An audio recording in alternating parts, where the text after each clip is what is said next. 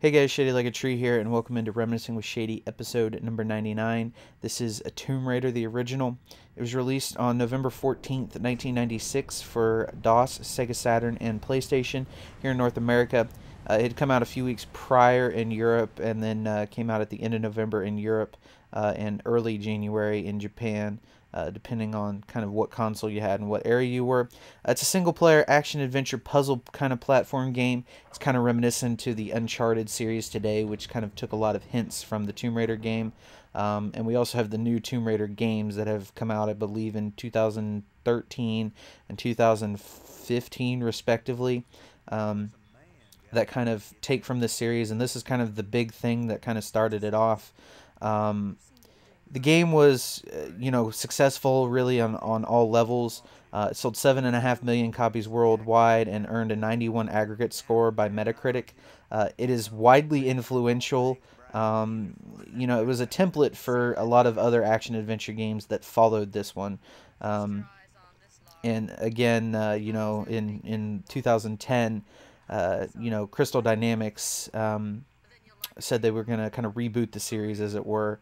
And they have. However, this particular release was developed by Core Design and published by Eidos Interactive. This is the foundation for everything we have today, in my opinion. This game, while by today's standard it looks blocky, it looks chunky, back in the day this was like top of the line. They had cutscenes, they had everything you could imagine, and it had a hot girl who had triangle shaped boobs. And for 10-year-old me who played this, not in 1996 but several years later, she was the hottest thing I'd ever seen in my life at that point. And it is what it is, to say the least.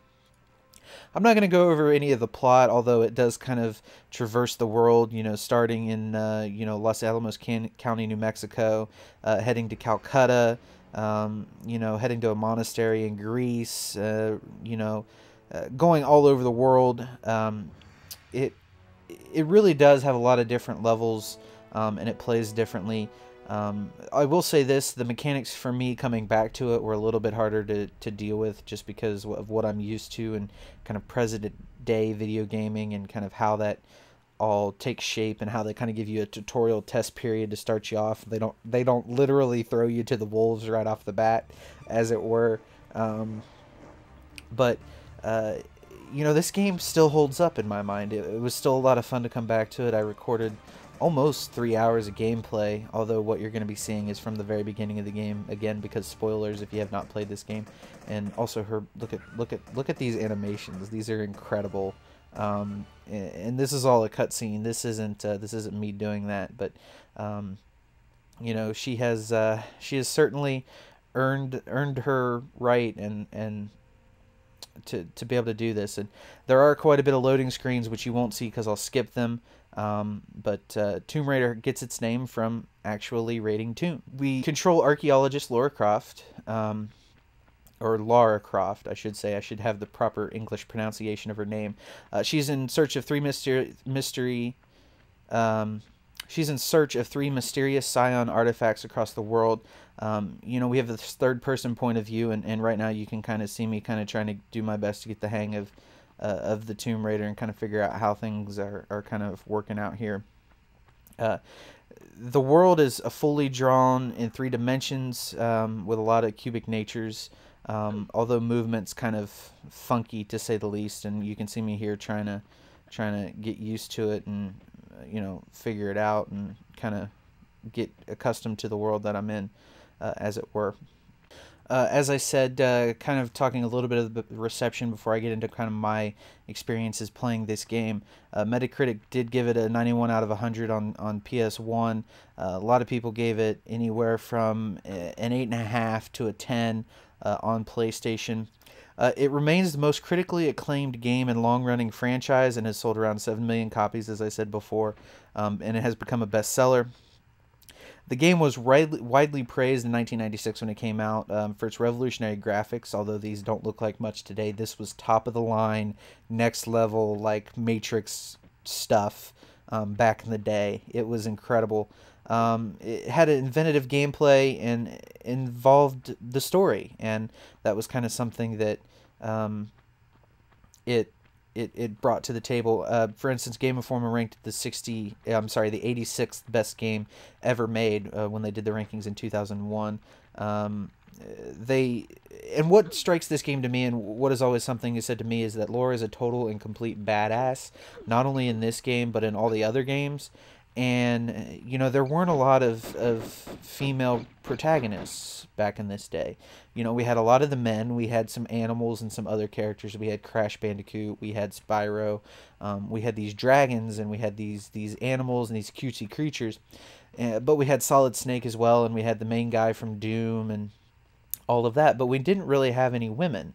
And so Laura was kind of like a door opening for a lot of girls. I know of one specifically who started to pick up video game because, hey, this is a woman and this is a girl, and I can be a badass just like her if I really want to be. And it was really empowering for a lot of people, I think, and it kind of changed the game a little bit. I mean, not just because of the gameplay, but also because, this featured a female character. I think that's kind of important to note because of the historical context of this game, and that's what this series, Reminiscing with Shady, is really all about, is kind of sharing a little bit of the historical context. While I do really like this game, there are a couple issues with it. The camera doesn't really work as well as I would have liked, even for the time. That was something a lot of people noted as I was going through research and reading old reviews of this game from the time, and also reading the Wikipedia as well. I found an old Game Informer article on this, and they talked about how they wished the camera would have been a little bit smoother and they would have given the game a more perfect rating were that the case. Also, it has some glitches. There's some object glitches, and the save system kind of sucks, just to put it bluntly. It's just not good at all. It's not as intuitive maybe as a lot of people would like. And a lot of people thought that the game had too many puzzles and not enough action for an action adventure game. But I think it found a nice balance. I don't want to be constantly fighting. I want to have puzzles. I want to have action. I want to have both, but I don't want it to too heavily favor one side. And maybe this does favor the puzzles a little bit too much. But at the end of the day, I think it's better than just constant action and just kind of a linear storyline. I think later games have kind of found this balance better. I'll reference Uncharted 2, which to me is far better than any of these games. But at the end of the day, this laid the foundation for that to even be possible. So I kind of have to nod my hat to Lara Croft and the early Tomb Raider games. Something else that's of note is that Tomb Raider and kind of the attractiveness of Lara Croft received a lot of issues because there were some patches and some people who made some nude art of her, right or wrong they did. And there was actually a nude patch where you could play on PC with this game. You could play with her completely naked, which I think is if that's what you're into, that's what you're into. But for me, that was never the case. And not to say that she's not an extremely hot video game character, but that's just not what I'm into. So kind of my legacy and experience with this game, this was one of the first games I was allowed to play with guns. My mom early on didn't want me playing the violent video games really at all. This was pretty mild compared to a lot of the stuff that we play today, even playing back then, when wrestling was considered kind of very violent, as it were. But I picked this up and I was immediately attracted to the game, one, of course, because of Laura being a woman, and boobs are always a big factor in picking a game when you're a young teenager or preteen, things like that. But it was a fun game, and I spent a lot of time with it. I don't remember exactly how long this game took me to beat. It's been like a decade, almost 2 decades since I first played this, but the puzzles were fun, and it was just a great game to play. And it's one of the many franchises that I continue to play today. I have Tomb Raider on PS4, the reboot. I loved it. That was an amazing game. I think I did a review of it on my channel somewhere, and if I did, I will link that below. But yeah, this game really just, it's set the bar so high for games to come after it that we have to thank this game for the great experiences we've had. The Last of Us wouldn't be possible without this game. I think Naughty Dog Studios big. I mean, we'll extend that to even the Uncharted series as well. I don't think any of those games would be, possible without the revolutionary things that this game brought to the table. Because at the end of the day, Lara Croft and what she's done and what this game means for the history of video gaming is why this game is so important, and because it was just great and it was fun, and that's really all we can ask for out of gaming. And because it spawned so many games that are also A, great, and B, fun, I think we really need to thank and appreciate this game for what it is. Anyway, guys, thank you very much for watching. This has been Reminiscing with Shady, episode 99, Tomb Raider. I certainly hope you guys enjoyed, and I really didn't want to die to the bear there, but it just happens sometimes. Take care, guys, and I'll see you next time.